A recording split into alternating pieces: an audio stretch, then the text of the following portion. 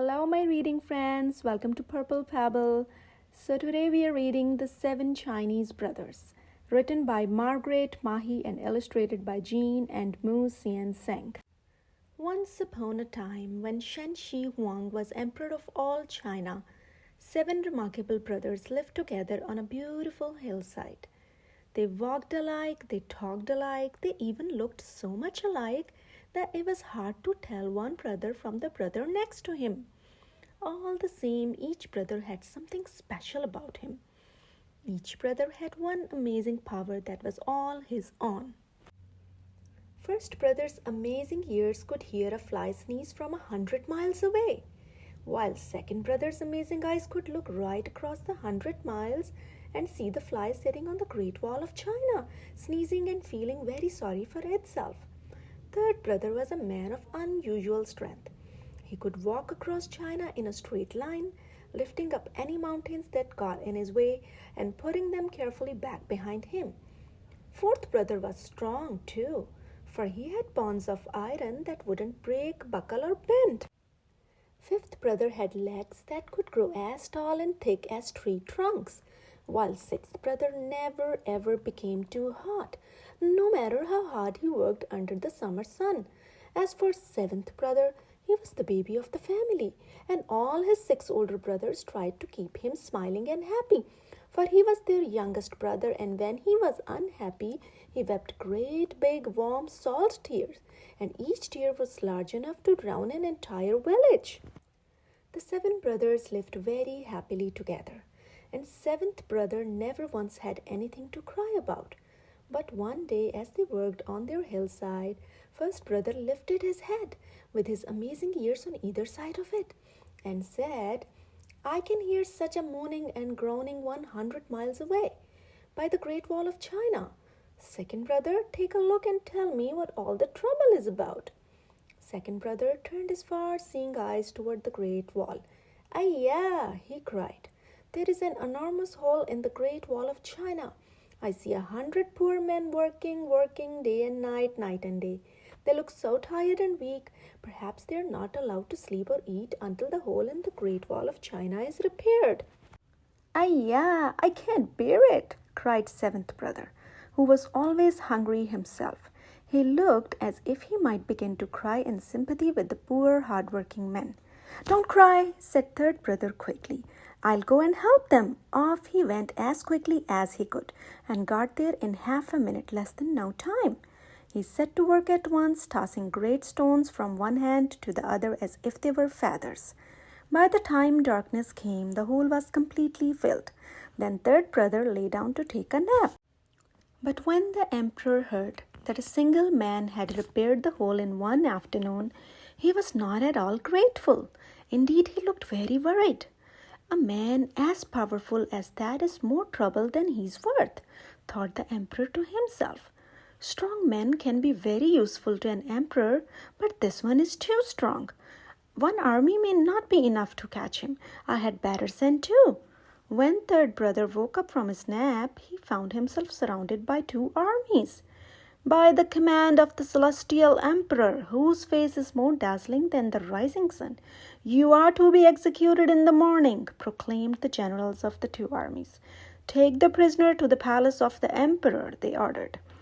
When he heard this, third brother burst into tears. 100 miles away on the beautiful hillside, first brother heard third brother crying. "Third brother must be in trouble," he exclaimed. Second brother looked far into the distance. "Ayah, third brother has been taken to the palace. He is surrounded by two armies. They are going to execute him in the morning. No wonder he is crying." "Don't worry," cried fourth brother, who saw that seventh brother was about to cry too. "I will change places with him. The celestial emperor, whose face is more dazzling than the rising sun, can try cutting my head off as many times as he likes. Perhaps that will make him feel better." Off he went as quickly as he could and got there in half a minute, less than no time. He sneaked in between the two armies to third brother, who was wide awake and waiting for him. So third brother went home and fourth brother took his place. All the next day, the officers of the two armies tried over and over again to behead fourth brother. But sword after sword bent and broke on his bones of iron. In the end, they were forced to confess to the mighty emperor, whose whisper was like the rumble of thunder, that they simply could not behead their prisoner. "A man with bones of iron," roared the mighty emperor, "drown him in the deep sea tomorrow." When fourth brother heard that he was to be drowned, he became very upset. "Bones of iron won't bend or buckle or break, but they will sink," he thought to himself, and he burst into tears. 100 miles away on the beautiful hillside, first brother heard fourth brother begin to cry. "Fourth brother is crying," he said. Second brother looked into the distance far beyond the hills and said, "Ayya, tomorrow morning they are going to drown fourth brother. No wonder he's crying." "Don't worry," fifth brother interrupted. "I will change places with him. The mighty emperor, whose whisper is like the rumble of thunder, can try to drown me as many times as he likes. Perhaps that might make him feel better." Off he went as quickly as he could and got there in half a minute less than no time. He tiptoed past the guards to fourth brother, who was awake and waiting for him. Swiftly they switched places and fourth brother went home. All the next day the soldiers of the two armies tried to drown fifth brother. They threw him into the deep sea, but his legs grew so quickly the water only came up to his knees. They tried throwing him into deeper water, but the deep, deep water only just reached as far as his waist. Finally, they threw him into the deepest part of the sea, but even the deepest part of the sea only came up to his neck. Waves broke under his chin. "Ah," said fifth brother, smiling happily. "How lovely and cool is the deepest sea water of all." "He is more dangerous than I imagined," muttered the splendid emperor, whose merest glance was like a flash of lightning. "He won't drown, but he might burn. Into the fire with him. Tomorrow morning," he commanded. When he was told his fate, fifth brother burst into tears. Far away on the beautiful hillside, first brother heard fifth brother's cries. Second brother looked right across 100 miles to the Great Wall of China. "Ayya," he cried. "Tomorrow morning they are going to burn fifth brother alive. No wonder he's crying." "Don't worry," said sixth brother, afraid that seventh brother might begin to cry too.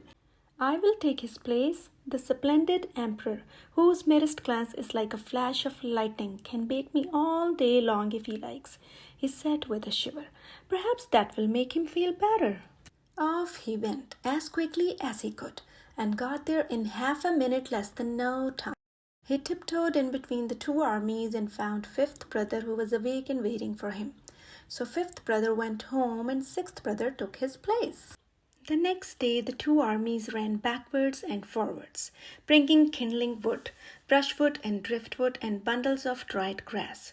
They built such a big fire that the smoke from it drifted from one end of China to the other. But sixth brother never ever felt too hot. Basking in the heat of the blaze, he sighed with happiness. "How kind of the noble emperor to let me warm myself in his very own fire," he cried. The noble emperor, whose slightest frown made the land shake like an earthquake, was furious. "Send for the royal archers," he ordered. "In the morning we will shoot this man full of arrows." Sixth brother burst into tears. Over on the beautiful hillside, first brother heard sixth brother crying. "Second brother," he asked, "what do you see?" "Ayya," cried second brother. "Tomorrow morning they are going to shoot sixth brother full of arrows." The brothers looked at each other. "There is nothing for it," said first brother. "We cannot leave sixth brother to die alone. We will all go to the noble emperor, whose slightest frown makes the land shake like an earthquake. He can shoot arrows through all of us. At least we will be together."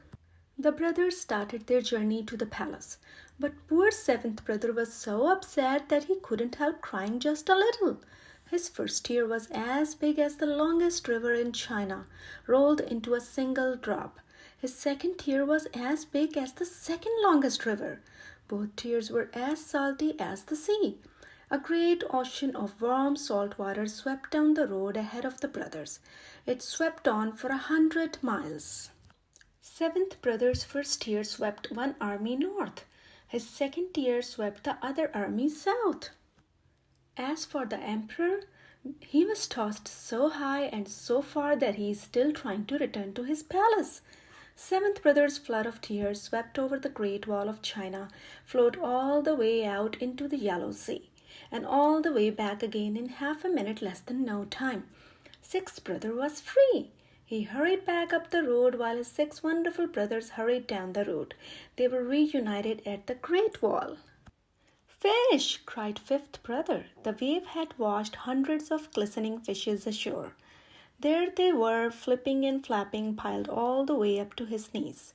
Wood! Cried third brother, gathering a forest to start a fire. Fourth brother snapped his iron finger and his iron thumb. A spark leaped out to set the fire blazing and crackling. Fire! He cried, laughing. Oh, I'm so hungry, said seventh brother.